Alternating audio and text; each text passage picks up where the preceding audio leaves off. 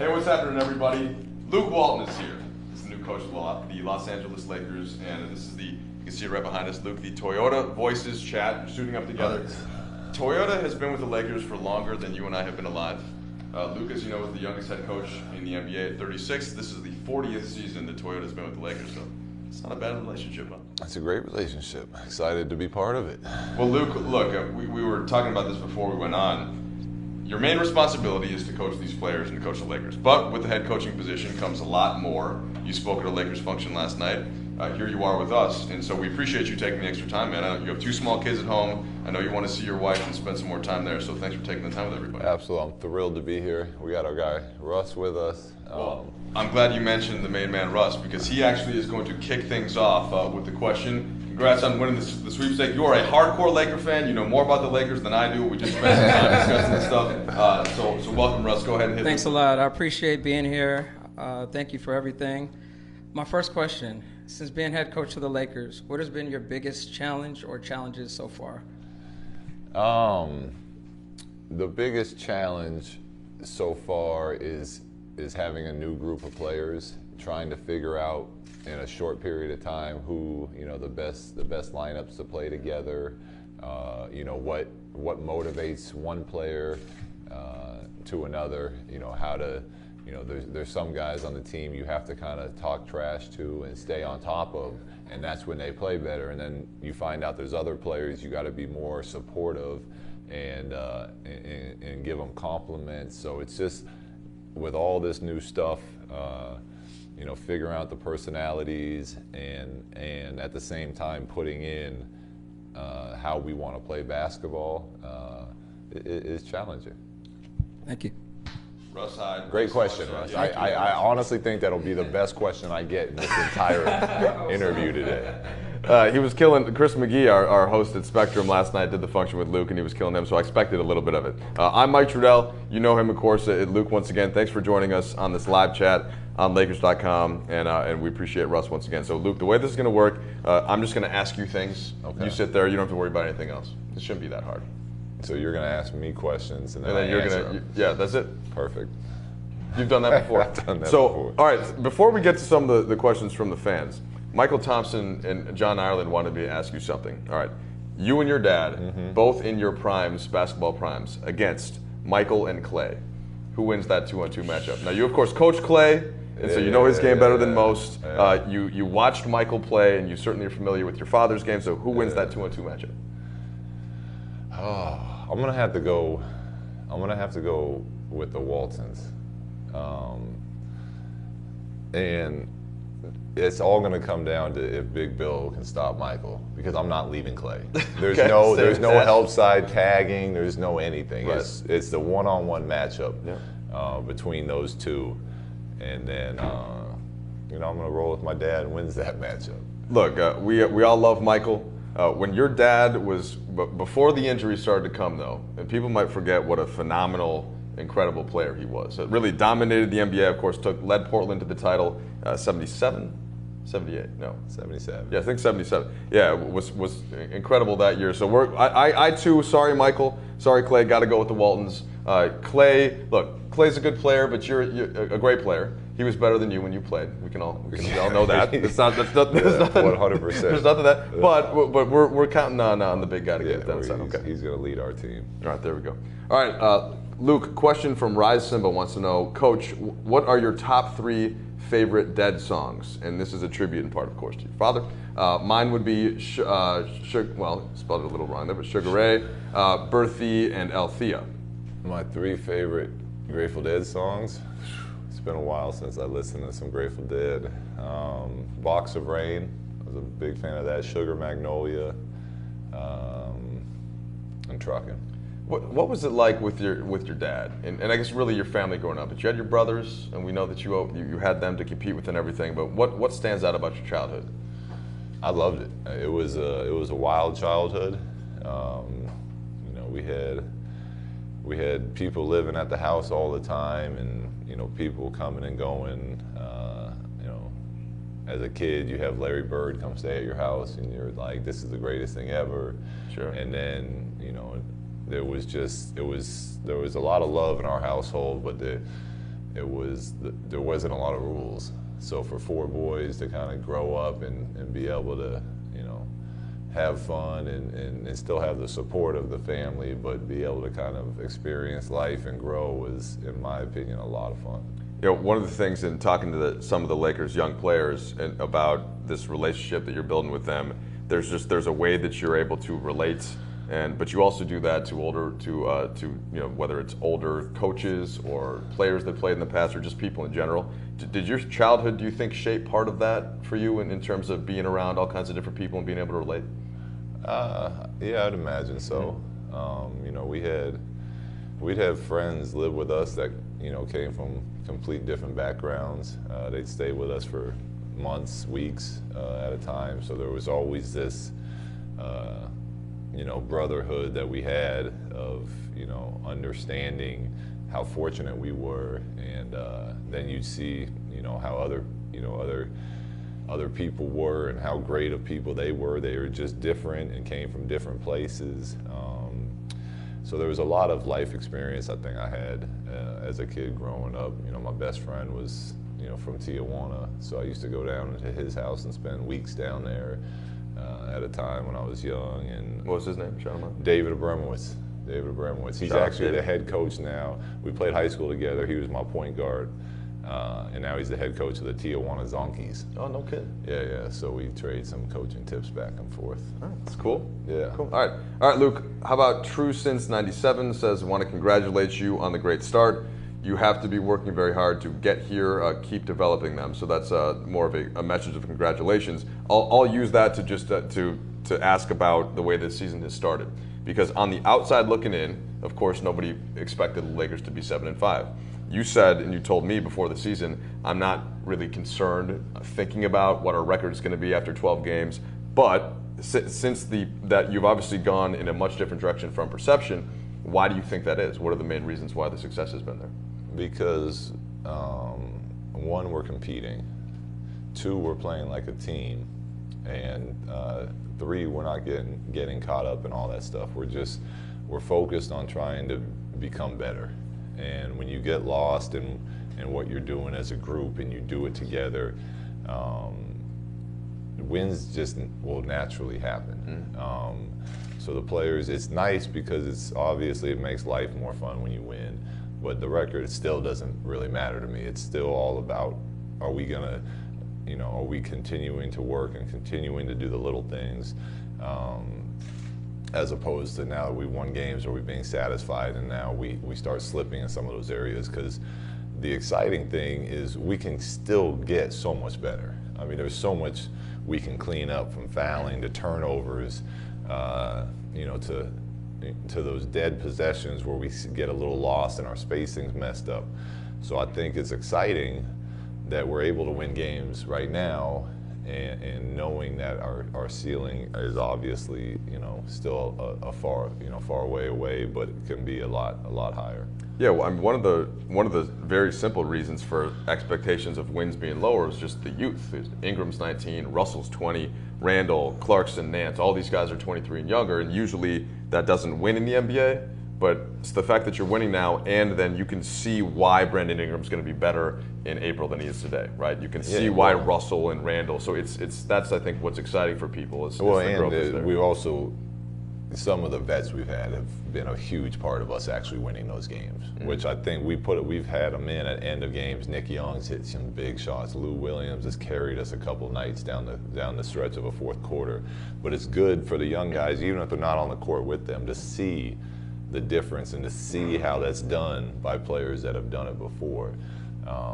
So yeah, I agree we have the youth, and it's tough. You don't win at the professional level a lot with really young teams, but they're also getting to see how it's done by some vets that have been doing a great job for us. All right, Luke, a couple people have asked questions, and I'll summarize them into this one. It seems like it would be difficult when you have veterans and when you have young guys to find the right mix of playing time and keeping guys happy and you're worried about developing the young guys for the future, but you also want to win now. That seems like that's chess. There's a lot going on. And as much as you had the experience last year with the Warriors, you were just playing a couple years ago. Mm-hmm. And so I wonder, is it Phil Jackson, some of the things he took, Steve Kerr, your own thoughts just as a player? How do you find the way to reach different parties on your team when you're trying to get, which could be, sure, one goal is winning, but everybody has their own agenda, as they should in the NBA. Well, to me, it starts off with being honest with the group and what we're doing. And what we're trying to do is become better, but we're not just going to play our young guys all the time, because then that's not fair to the rest of the team. You can't. I don't think you get a team to buy into playing the right way. So you have to give a lot of credit to the vets that are on the team that have accepted that that there's going to be young guys playing, and the way we've kind of set it up is we have a 10-man rotation that's been playing, but once the game gets going, out of those 10 guys, whoever's playing the best, whoever's sharing the ball, whoever's making plays and competing on defense, that night they're going to be rewarded with more opportunity.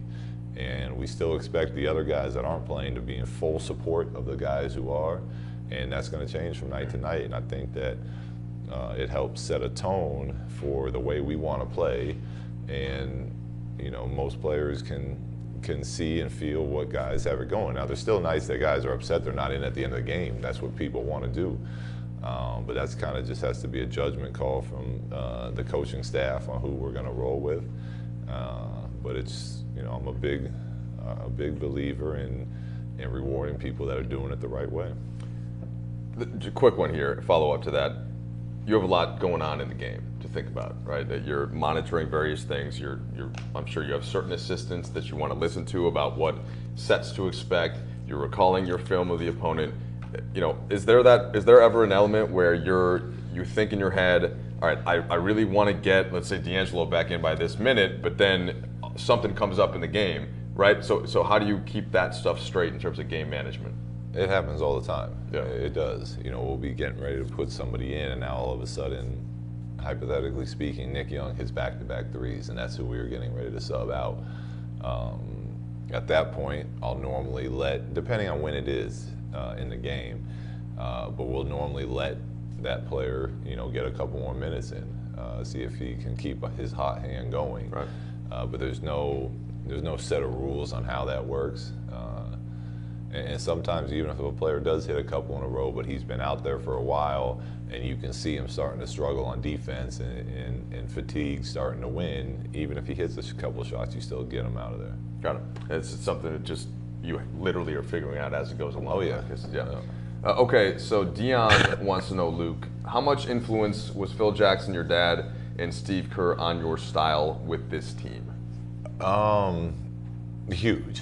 I mean, honestly, huge. It's different for each, they share similar ideas. Ever since I was a kid, my dad's always preached the way the game should be played is with, passing and fast up and down, make it fun for the players and the fans. The spacing that I learned from Phil and how one play can affect how the rest of that possession goes, and then that possession can affect how the rest of the quarter goes and the rest of the game. There's just all this, all this knowledge that I got from Phil, and then with Steve, the up tempo and the more actual sets and how to use different people to get other people involved, and seeing it firsthand how it worked are huge influences on how I coach and how I want our team to play. And you've had, some of the greatest influences you could have in basketball, but isn't it still, at the end of the day, in front of these players, doesn't it have to be you? It's Luke, that's what you're really... Yeah, you can't, the players are smart, and they see through you if you're trying to be somebody else, and then you don't have the respect, and then things go bad. Yeah. So, everything that I have and the influences on me and the way I coach and who I am, they're all there. But ultimately, what I'm giving to the players and the way I'm interacting with the players is me as a coach and me as a person. And that's advice that Steve said he got from Pop, and that's advice that Steve gave to me. And I try to make sure that I stay true to who I am when I'm coaching, and not try to be like any other coach, just be myself. Luke, we had a lot of other questions about Phil Jackson. So what's the thing that you most take from Phil? And did it come from coaching in a practice or in a game, or is it more of the years that you spent in the way that he thinks? Like, what's the Phil? It's the years I spent with him, and the way he thinks, and the way he sees the game, and the spacing and the idea of letting players figure things out on their own, even if it's short-term failure. The idea that once they figure that out, now down the road we're a much better team because they did it on their own. Like I said in the last question, how one bad pass to start a possession can literally be a chain reaction for the rest of that possession, and then that possession can turn into an 8-0 run. So just the importance to every little thing you're doing on the court, and how that affects the game as a whole, was probably the biggest thing. Got it. There are some areas this year that certainly are going to need to get better. You pointed them out pregame, postgame. One of the questions about that from Chrism 728, Coach, how do you plan to improve the interior defense this season?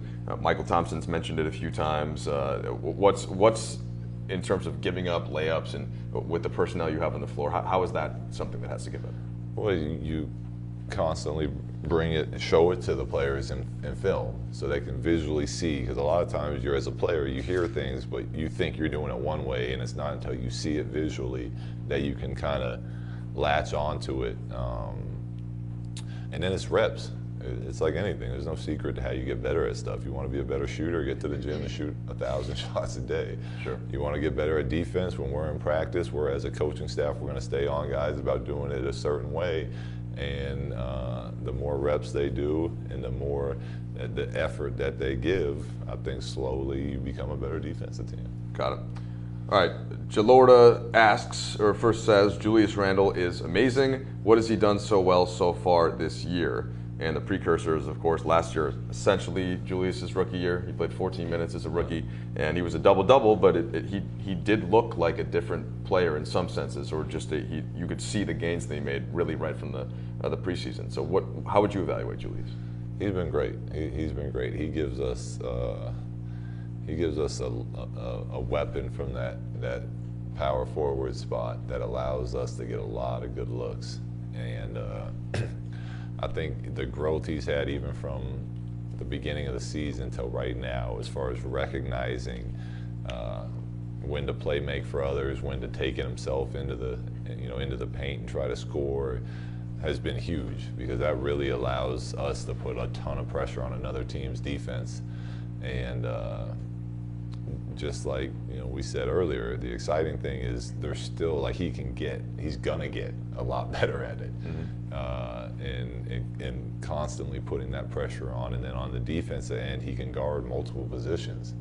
And when he's active and he's really locked in, he can slide his feet with the guards. He can, he's strong, so he can knock them off cuts and defend, fours and fives. So it's been great to see his growth and to see him want to constantly get better.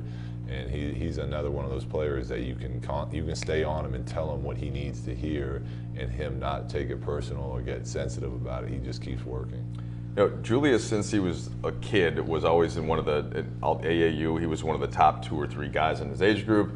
Same thing in Kentucky. Then there was some question about his foot, and I think that's maybe why the Lakers were even able to get him at number 7. But maybe he's reminding us now of this, this player that could really one day become an all-star. And then you can look at D'Angelo, Brandon Ingram, and fans get excited because they think they can see these guys getting to that stage. How much are you, as a coach, able to step back a little bit from your day-to-day and think, okay, man, I can kind of see this 2-3 year plan. maybe at a certain point a max free agent comes in versus just staying in, okay, tomorrow the Spurs are in town, right? Like what's that balance of thoughts like? Most of the balance is, most of it is consumed with what we're doing today. Yeah. Now, where I think it's important to have the bigger picture, to me, it's not looking down the road and being like, wow, this kid can be an all-star, wow, this kid can be an all-star. It's looking down the road and being, if we want to be here as a team, what do we have to do today to get there? So what at the end of the season and going into next season, if we want to be this good, what are the little things we have to do today that will turn into habits by the end of this season, by the end of next season? So that's kind of the big picture we try to keep in mind of, is where we're trying to get to, and then we use that to determine the things we're going to work on in practice and the things we're going to harp on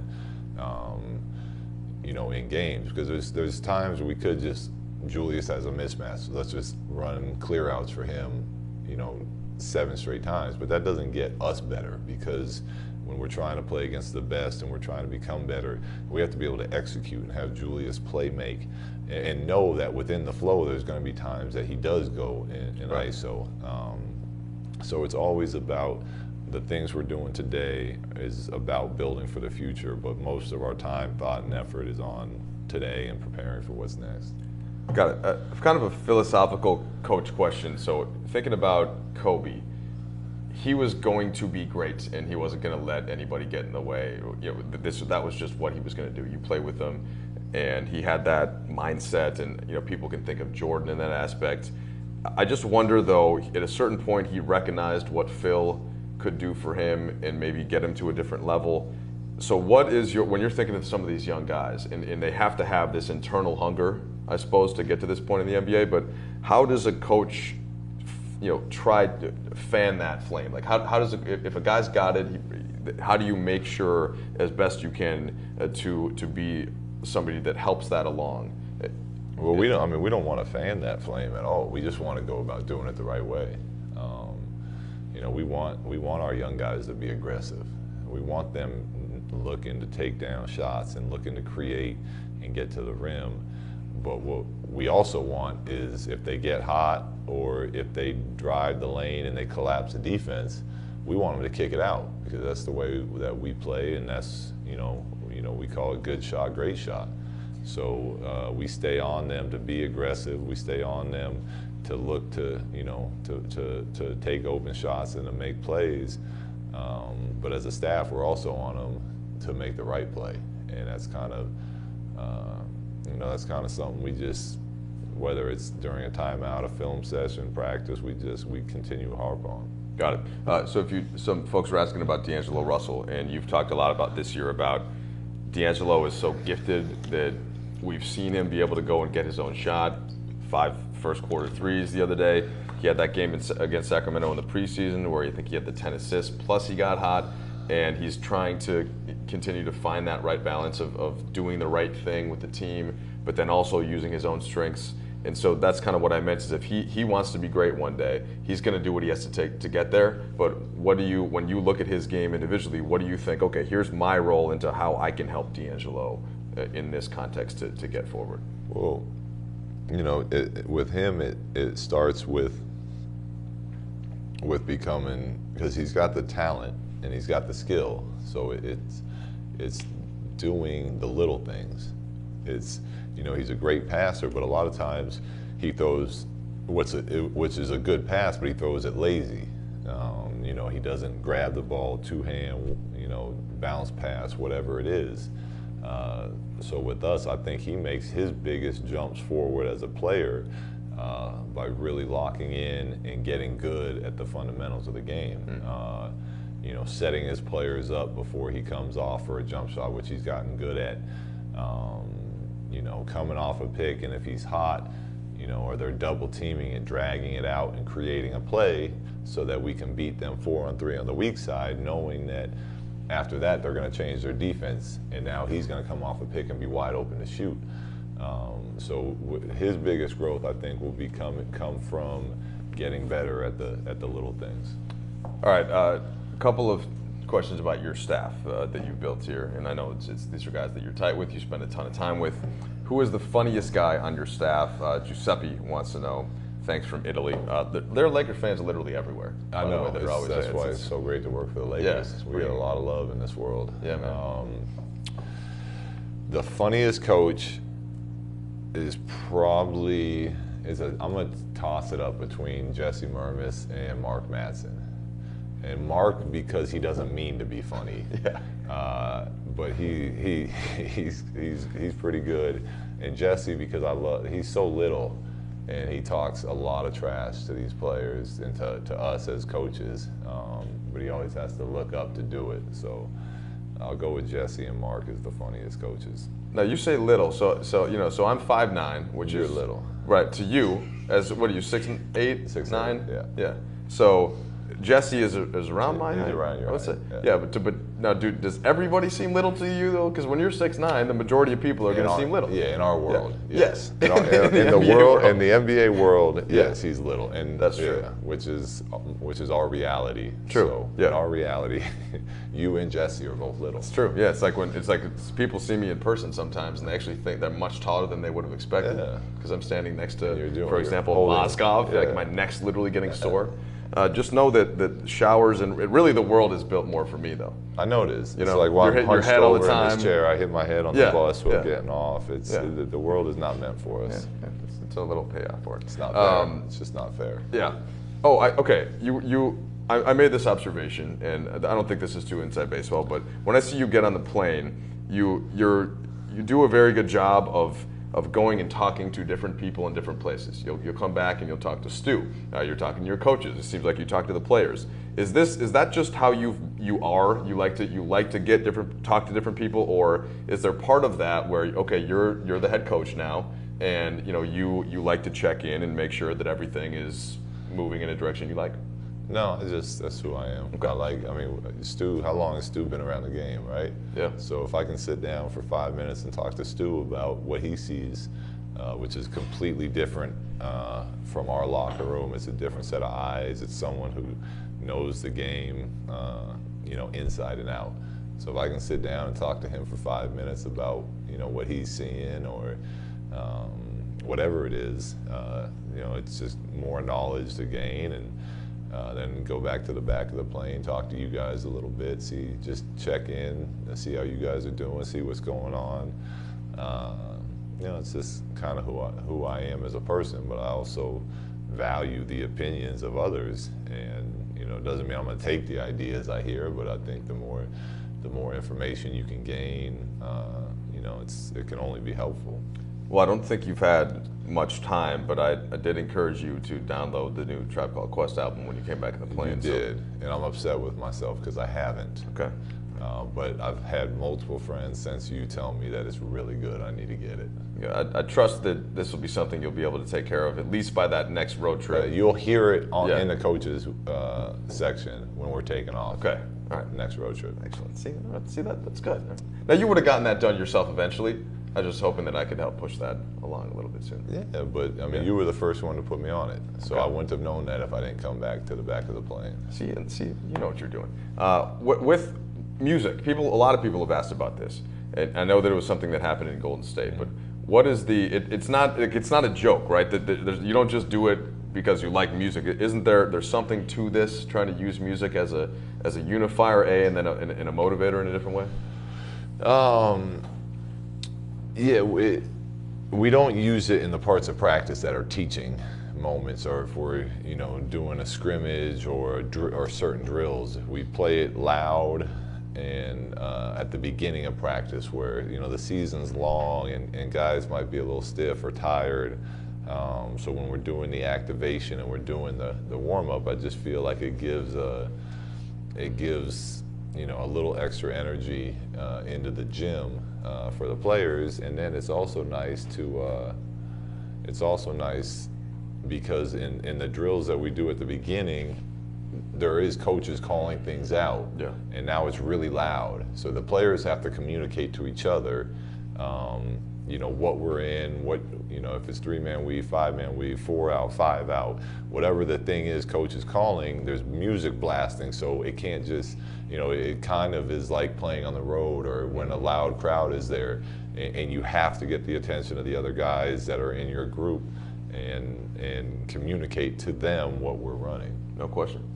Luke, how has your life changed since you had your kids? And because I know this a little better just because I have kids that are 2 now, but it's such a huge thing, right? How would you describe what that's been like for you? It's been the greatest thing. I mean, I've had a very blessed life from my childhood, like we talked about, to being able to, you know, play at Arizona, get drafted to the Lakers, and win championships. Things that I thought would never be topped, and having kids tops it all. I mean, it's like you know, you don't sleep as much. No question. You change some diapers, but boy, when they, you know, when you come home from a road trip or after a loss and you're a little bummed out, there's they put a smile on your face real quick. You know, you get to the road hotel, and the first thing you're trying to make sure you get the Wi-Fi password in so you can FaceTime. Yeah. You're like, wait, are they still up? Right, and it becomes part of the. Yeah. It's definitely an incredible experience. And what kind of a champ is your better half? Because you spend a lot of time working, you spend a lot of time on the road. Even when you're home, you know, you're here. You got a lot of players, you got other people to deal with. So I know that's got to be a big thing for her to make it happen for you. Yeah, and they, I'm sure it's similar to your household, but they deserve a ton of credit because there's nothing more important in the world than your family and your kids. And they're, you know, while we're off working as much as we do and on the road, for them to have that responsibility and you know, be up at 3 in the morning, 5 in the morning, 7 in the morning, you know, doing stuff with the kids is, it takes an incredible person to do that. Sure. And, you know, they get a lot of credit for that huge responsibility. You know, this where, so 2008 was my first year with the Lakers, and so coming on the plane, I noticed you and Lamar, Jordan Farmar, Adam Morrison, you're playing Xbox, like playing FIFA, and you know and by the way, thanks to you and Jordan for giving me the extra Xbox that you had. Yeah. Nice guy. Now, today though, right, like I was gonna ask you, what do you like to do in your free time? Video games, and I'm guessing it's just the kids though, right? Like you don't really. Yeah, it was that kind of fills all of that extracurricular vacuum that you may have used to have. Yeah, so that's. My old man cave is now the nursery. Right. So we spend hours as guys after practice playing our games. That's now has like pictures of the moon and frogs and stuff hanging all over it, and it's the nursery. Right. So there is no more video games, but I'm kind of still hoping for, you know, the 15 years from now, 10 years from now, when the kids get older and they like playing video games, and then it gets reintroduced. Did you say 15 years? Because I'm thinking, with my twins, I'm trying to get them to play FIFA when they're like 4. So, but here's the problem though. If you teach them too early, then they never go outside. Oh, so it's more important to get them working out, you know, not working out, but outside playing and going to the playground, this and that. And then when they get older, when they get home from practice or whatever, they can play some video games. That's actually something though that I think about, because we live close to the facility in the South Bay, and you know, I grew up in Minnesota. You just went outside and played sports, and it's here. It seems like you have to kind of schedule that, and you have to go find a place to play in a gym. You can't just have them go run out in the street. It's like a little different world, isn't it? Yeah, I mean, I guess I'll get to that point. I grew up the same way you did. Yeah. We had a canyon behind the house, and we just go in the canyon and play whatever games we could come up with, and we had a basketball hoop. But times have changed for sure. But you know, I would still assume that the you know, we got a playground next to the house. Let the kids go roam and get into some trouble and play with their friends. All right, last thing for you, Luke, and again, Lakers voices, Toyota suiting up together. It's been 40 years, a great relationship between the team and the car company. And Luke, what what's been the difficulty, or, well, I don't want to say difficulty. What's been the difference in working with Ray Ritter in Golden State and now John Black here with the Lakers? Well, Ray actually learned everything he knows from John Black. Yeah, right, that's right.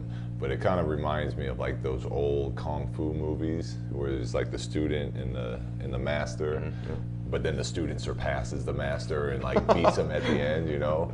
And that's kind of, you know, how it's like with Raymond and John Black. Shout out to John. Thanks for being here. John's in the room. It's the only reason I said that. John is 10 times the guy that Raymond Ritter is. I just said that because he's in the room. There it is. You heard it here. All right. Hey, Luke, thanks so much for taking the word. That's it. Can we get Russ back up here? Come on. Well, Russ, you got one last one for the road? No, we just got to. If we're signing off, we should get Russ back in here. Oh, good point. He did ask the best question of the day, like I predicted he would. Yeah. Appreciate it, Russ. Thanks to Toyota. That's the main man, Russ Hyde. I'm not going to allow another question because it'll be that much better than all the previous ones I asked as well. So thank you so much, and we appreciate everyone checking it out, guys. Take care.